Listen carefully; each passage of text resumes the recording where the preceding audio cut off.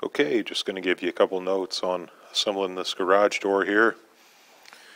Whenever you put up a garage door, you have to have the jamb framed out. You can see this 2x6 on the side. There's another 2x6 that I'll show you once we get the garage door open. You get those in, and that closes in the frame, the jamb for the door, and then you have to put a piece of stop molding on the inside of that the garage door will bump up against. And the idea being that you can adjust the stop molding to come up against the garage door. I just put the stop molding flush and then adjust the garage door, or put a seal on the inside and adjust the door to come up to the molding. So, but yeah, that's kind of the idea behind that. What you do here, these garage door sections, basically you just take these sections, put up against the opening, and then on each side you take a nail. See that nail that's kind of bent out? You tack a nail in and then you bend it over inside of that hole to hold the garage door section up against the jamb and hold it in place in the opening. And then you assemble the entire garage door with no track up against the opening. And once you do that, you've got your hinges bolted on. One other really important thing to know, down in the bottom corner, that very first bracket with the roller has to be put on. There's a couple little notches that thing slides into, and you have to actually lift the door section up to get those notches to snap in place. So you want to put that on when you put the first section of the garage door down. If you don't, then you've got to try and pry the whole garage door up, which is held to the jamb with nails, to monkey that little bracket in. I don't know why they do that. They should put just enough clearance to where you can get that thing in without having to lift the garage door up off the floor, but they don't. So make sure you get that in on each side when you put your first garage door section down. This garage door too, it's an 8-foot high garage door, and not all the sections are the same height.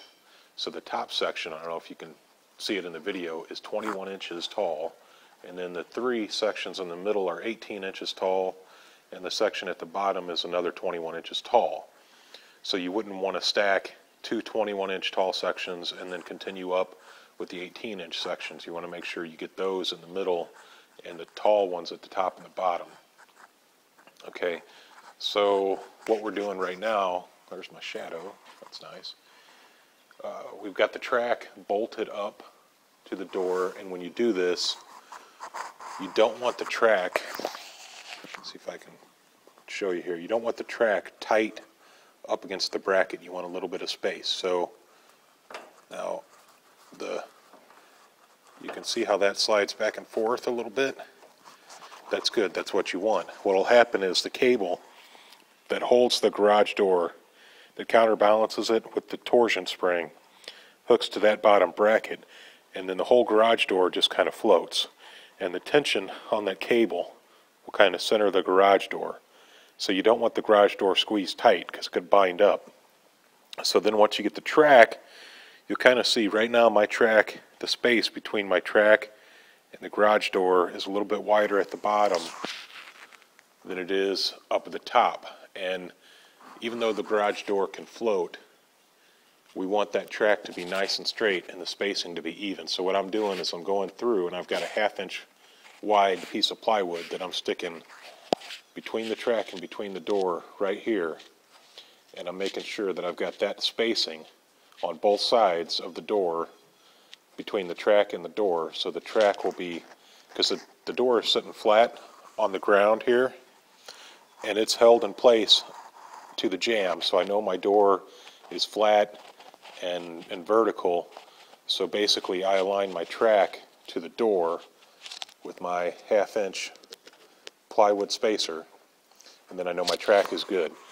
Then I'll go up to the top and I'll make sure that the rails coming off from the top are square and that they're both at the same height. I've just got them temporarily suspended with the bungee cord. As soon as I get that bolted up, I'll take some video and show you how to do that. Okay. All right, just showing you the next step here. We bolted on the brackets that'll hold the torsion bar on each side. And then with those, the diagram shows the position. You kind of measure from the hole to the top of the garage door on each side and just make sure that it's the same. It's not so critical where that bar ends up as long as it is parallel to the top of the door. And then out here on the ends of the bracket, we've got that bracket bolted down, and we measured the distance the end of it is from the floor. Set the tape measure, and then we raise this one just a little high, and we've got the tape measure suspended off the floor just a little bit. So this is a little trick, I guess, if you're working by yourself, or in my case, my helpers thought it would be more fun to play video games than to help Dad out in the cold in the building. So this is what I have to resort to in order to make sure that the heights are even. So I've got this one snugged up, and I am just going to lower it down just a little bit. Come on, hopefully the tape measure won't. Oh yeah. Ooh. I don't want the tape measure to pop off. Oh! I think we got it. Perfecto. Yeah, it fell off, but it's right where I wanted it. Okay, at this point, I got to measure the distance across. Just holding the tape measure up so you can see where I measured from. That wheel, the top of that wheel in the rail, and then I come over here straight across to the other side where the top of the wheel is right here. And I know it's kind of an optical illusion because the angle, but it is actually right on 110.5 to the inside of the rail on this other side. It's the angle, and then I got to pull it up against the wheel to keep it straight. Pardon my shaking. So when I actually measure it the right way, it comes out to 110.5. Now, this rail is fixed. Why is this width important? Because when I square the other side, I want the two ends out there to be exactly the same width apart as it is up here by the door. So I'm going to cut 2x2. I got some 2x2s, a light, probably can't see in the corner. Cut one exactly 110.5, put it across, measure my diagonals, and then locate the position of this track so that it's perfectly square, perfectly straight, so the garage door can slide up and down without any issues. Okay, I'm squaring up the rails for the garage door here. I mentioned this board that I cut going across. Okay, what you want to do, and you can't really see it, but you want to measure to the same point. So I'm going to the very inside corner on the bottom of the rail, which ends up being 154 5/8. And then where I have the tape measure hooked to the bracket on that side, I want to make sure I hook it to the very same place on the bracket on the other side. And I measure these diagonals, and I make sure that I get these two diagonals exactly the same. And that means that these rails that hold the garage door will be perfectly square and perpendicular to the front of the garage door. If they're not, then as the garage door comes up, it could bind.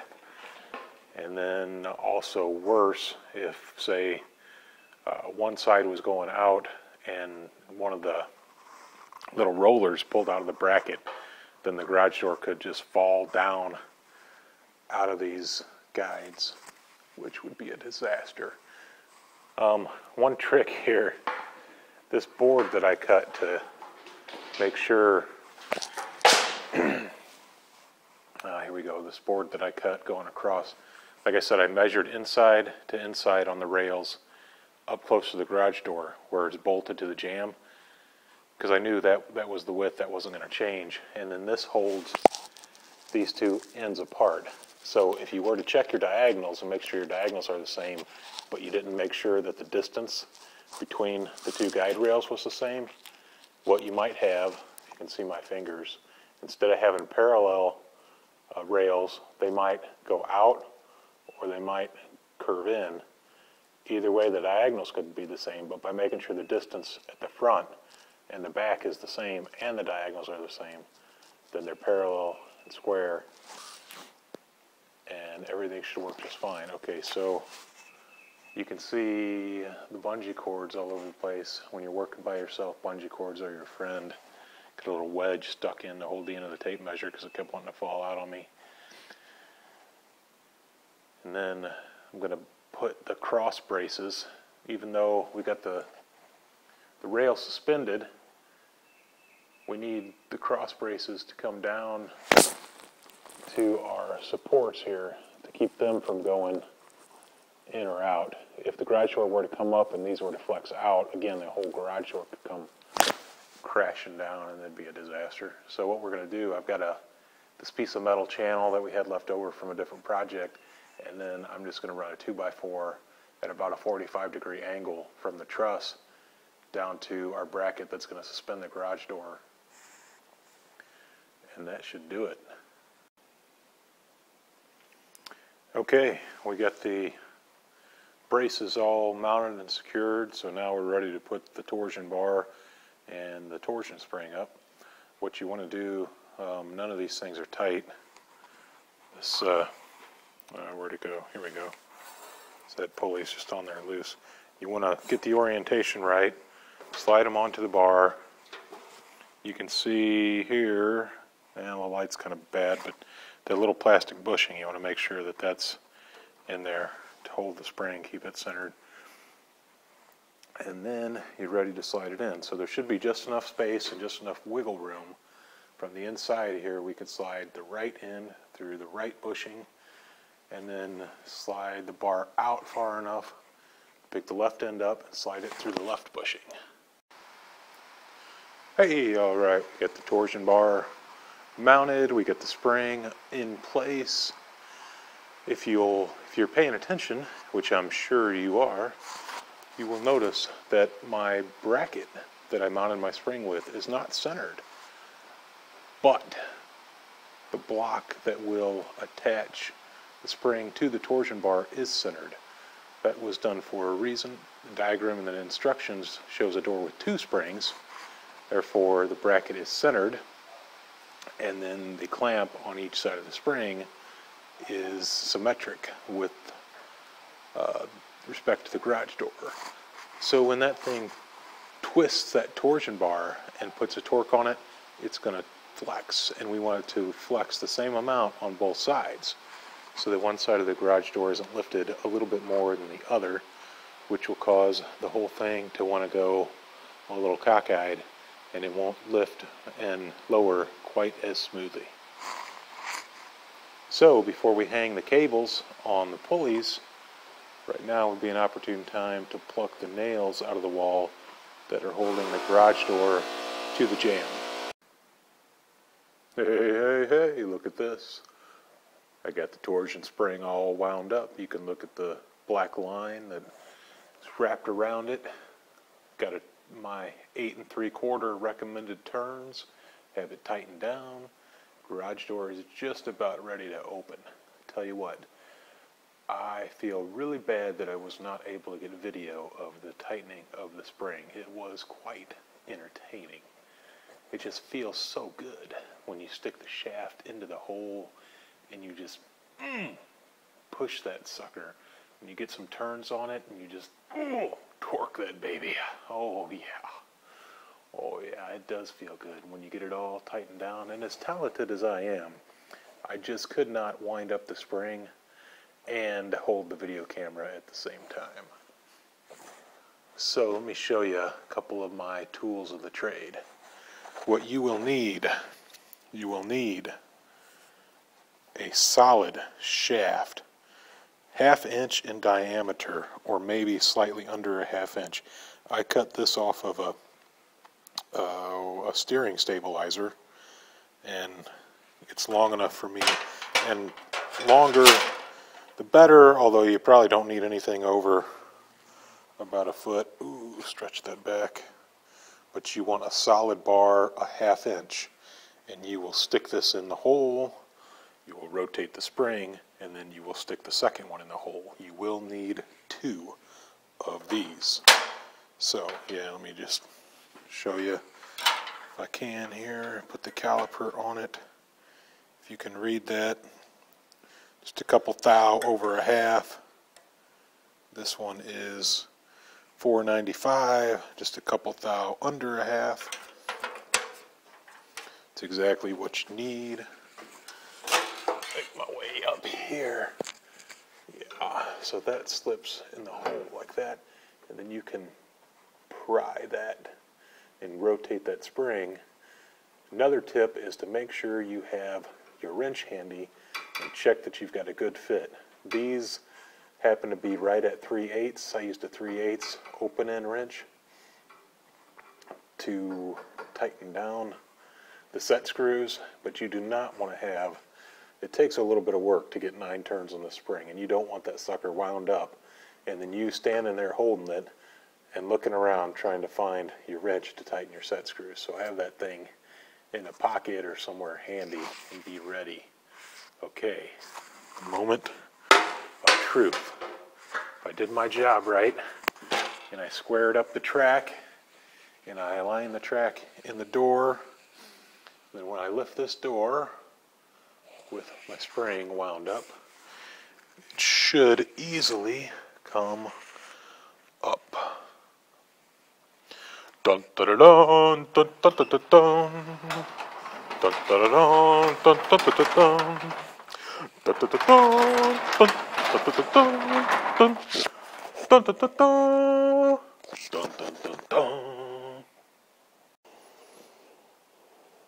It was a rainy, wet, nasty day, and unfortunately I didn't get video of us framing out the jam. But basically, what you want is you're gonna want a 2x6, 2x4 size piece that'll go here on the inside. And this one, I kind of goofed a little bit. I really wanted this flush with the siding, and I forgot to take into account my 1/2 inch of siding. No big deal. I'll just rip a 1/2 inch spacer when I put over the top of it, and then when I put my trim over the top, you won't even know it's there. Not a big deal, but an extra step that is basically unnecessary because I goofed on my measurement. Basically, you want a 2x, and then you want the 2x in the back to overlap, and you can't see it. This is my stop molding.